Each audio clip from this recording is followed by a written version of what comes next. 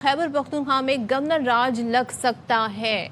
अब ये खबरें कभी दम तोड़ जाती हैं, कभी ज़्यादा हाइप पकड़ लेती हैं, लेकिन वज़ीर मुमलिकत बराए कानून बैरिस्टर अकील मलिक का एक बयान है जिसमें वो ये कहते हैं कि जी विफाक की जानिब से खैबर पख्तूनख्वा में गवर्नर राज लगाने पर गौर किया जा रहा है।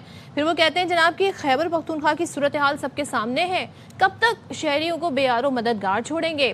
फिर उन्होंने कहा कि गवर्नर राज की शदीद सूरत गवर्नर राज उस सूरत में लगाया जाता है जब सूरत हाल बहुत ज़्यादा संगीन हो जाए। तो सूबे के हालात कहते हैं इसका तकाजा कर रहे हैं कि दहशत गर्दी और सरहद की सूरत हाल देख कर गवर्नर राज पर गौर किया जाए। तो बैरिस्टर अकील मजीद ये भी कहते हैं कि गवर्नर राज 2 माह के लिए भी लगाया जा सकता है, बाद में इसको तौसी भी, यानी कि यहाँ सिर्फ गौर ही नहीं किया जा रहा, मतलब इनिशियली 2 माह के लिए भी लगाया जा सकता है, ऐसे तौसी भी दी जा सकती है।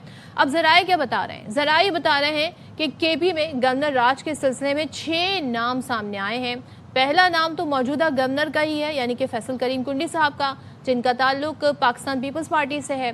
और दूसरा नाम जो है गवर्नरशिप के लिए वो अमीर हैदर होती का है। फिर परवेज़ खटक साहब, आफ्ताब शेरपाव का नाम तो इससे पहले भी कई बार सामने आया और कई बार वो डिनाई भी कर चुके हैं आफ्ताब शेरपाव साहब। तो किसी सियासी शख्सियत के नाम पर अगर इत्तेफाक ना हुआ तो फिर 2 साबिक फौजी ऑफिसरों लेफ्टिनेंट जनरल रिटायर्ड गयूर और lieutenant general retired Khalid Rabbani के नामों पर भी गौर किया जाएगा।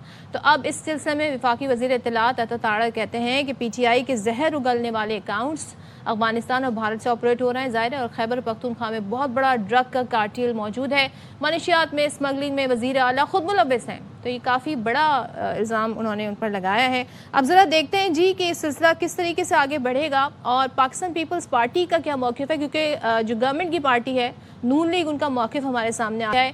क्या पीपल्स पार्टी इस जहाँ पे उन्होंने 26वीं तरमीम में 27वीं तरमीम में साथ दिया, तो क्या वो इसमें भी साथ देंगे?